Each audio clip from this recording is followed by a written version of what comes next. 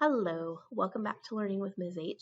Today we're going to do an earth science lesson and we're going to learn about metamorphic rocks. You're going to explain how they're created and understand their properties. So the bell work for today is a quick review of igneous rocks here. If you're not able to answer this question, describe the differences, explain the differences between intrusive and extrusive rocks, then you will need to go back to the lesson from last class and check out igneous rocks notes and learn about intrusive versus extrusive igneous rocks.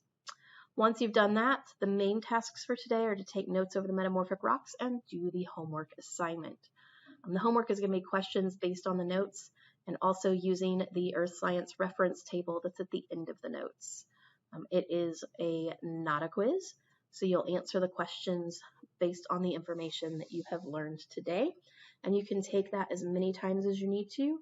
Jot down any wrong answers that you've made so you can fix them the next time around, so you don't have to take it a million times, and you can still get 100% on it.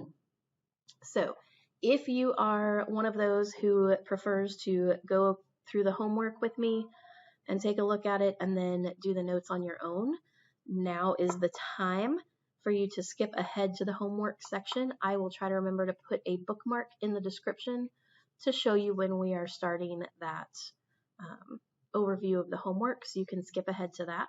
If you're going to do notes with me, go ahead and pause the video, gather supplies if you need to, complete that bell work, and then rejoin the video as soon as you are ready. All right, welcome back.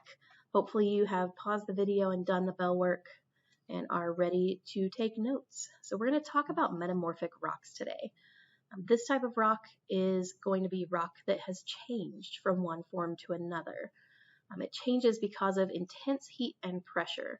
So the heat and pressure is enough to change the rock, but not enough to completely melt the rock. Again, as always, if you need to pause me during the note taking, feel free to pause the video, finish up on a slide, and then restart the video as necessary. So we've got some examples here of metamorphic rocks, and you can see they're kind of wavy, wiggly, not super uniform, different patterns and textures in them. And we'll go through what all of that means and how that occurs. All right, so any rock can become a metamorphic rock. It just requires either heat or pressure to cause changes to it. So we have two ways that you can have metamorphic rocks. You can have regional metamorphism. Regional means a large area, and with that one you have mostly pressure involved over a large area or location. It's not going to be just one small section of rock that this happens to. It's going to be a large, vast, a region would be like the Midwest United States is a region, or the Eastern United States is a region. So it's a huge amount of space. The second type is contact metamorphism, and that one is localized and pinpointed in specific areas because that one is caused by heat from igneous intrusions. So the magma from the mantle pushes up into the native rock, causes all of that to heat up, and that heat from the magma is what causes the changes in the rock. So with that one, it is localized to specific regions and areas, specific locations, I should say, where you have magma touching native rock, causing that to change right there in that spot. We'll get into that a little bit deeper in upcoming slides. All right, so this one you don't need to jot it down, but I'm using this here just to kind of give you an idea of what happens during pressure metamorphism.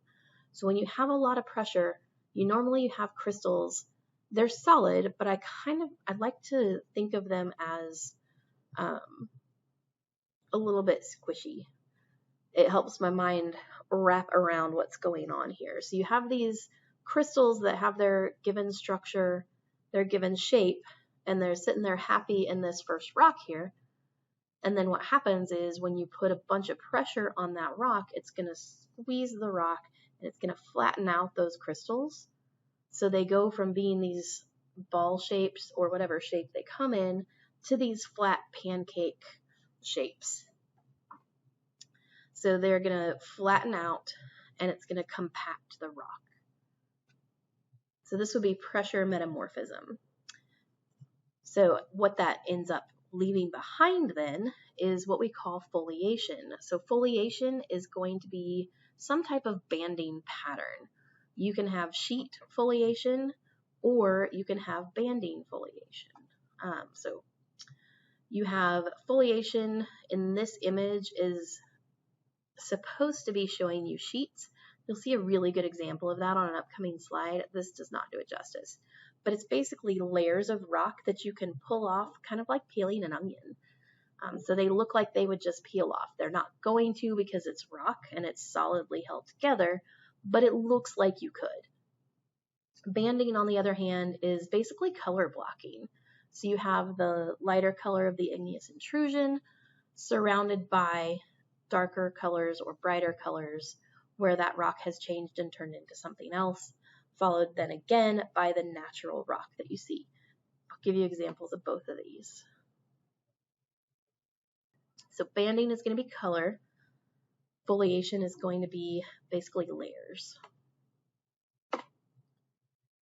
So this is a non-foliated rock. This is a normal rock. It's chunky. There's no pattern to it. It's all random.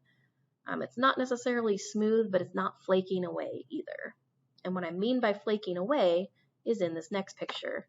So this is sheet foliation, and you can see here on these edges, it really does look like sheets of paper stacked on top of each other that you could just peel away. You can see it really good down here. You can see it again over here. Up here you can see it fairly well, but it looks like just layers upon layers that can be peeled away one at a time. You can actually see it over here pretty good too. Here's another example of sheet foliation, and this one I think you can tell it really clearly as well on these sides of the rock. You can see each one of these layers individually. That makes it really easy to see.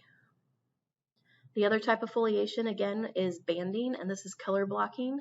So you have these lighter igneous intrusions here. You have the brownish yellow and the black that are your metamorphic rock. So those are areas that have changed from the original type of rock to the new type of rock.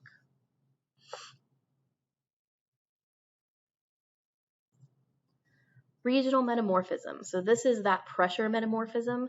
It's over large areas because it typically happens underneath mountain ranges. It can happen other places, but this is where it most commonly happens. You have a lot of pressure coming from the mountain range, and that's going to cause all of that rock underneath to have all that pressure on it and cause it to shift and change shape and cause it to become that metamorphic rock. I would pause the video here and jot this down in your notes. Okay.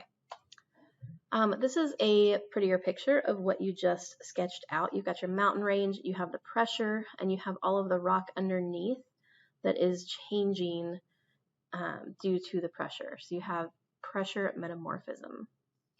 It happens over a very large region. So you have these two areas here to start. They start coming together. You'll have continent over here, continental crust over here. Pushing together, they push the mountains up, and it causes all of the rock underneath to bend into this squiggly pattern. Metamorphism by heat. So this is your contact metamorphism. This is the mantle pushing up into some other type of rock in the crust. You've got a sketch on the left and a picture on the right. So in the sketch, you have your igneous intrusion pushing up through those flat layers, and then all these little hash marks around it are where the contact metamorphism would happen, because that's the area of the rock that's getting heated up by that mantle pushing in. This is going to become an igneous intrusion when it cools off and stays there. Over here on the right, you have the mantle pushing in, so this is where the igneous intrusion would happen. And then you have all of this area where the arrows are, where you have, so this is where the mantle comes in and pushes up, and then around it you have this area where the arrows are, and that is your contact metamorphism, where the rock is actually changing.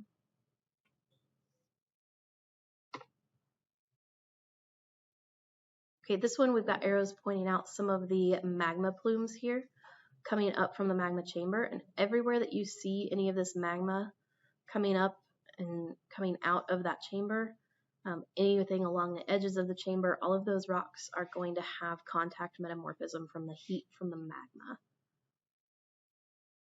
The other thing that can happen is if it doesn't stay underground, it can actually reach the surface, and then that is what is going to cause the volcanoes, but you will still have contact metamorphism around those areas.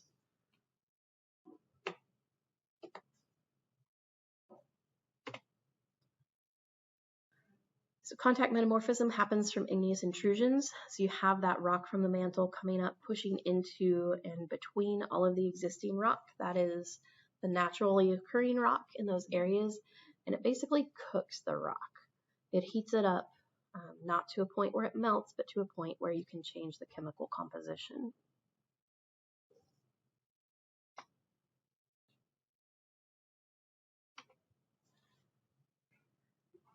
Composition of metamorphic rock is determined a couple of ways. You can look at conditions of the metamorphism. How did it happen? Was it pressure or heat? And then you can look at the components of the original rock that it came from, so the minerals from that parent rock that it came from. Both of those are used to figure out the composition of the metamorphic rock that is the result. We've got a couple of examples of that. It can either stay the same, like this limestone does when it turns into marble. You have heat and pressure, and you have the relatively even colored limestone here that actually becomes the marble, where you have the color veins going through it like this one.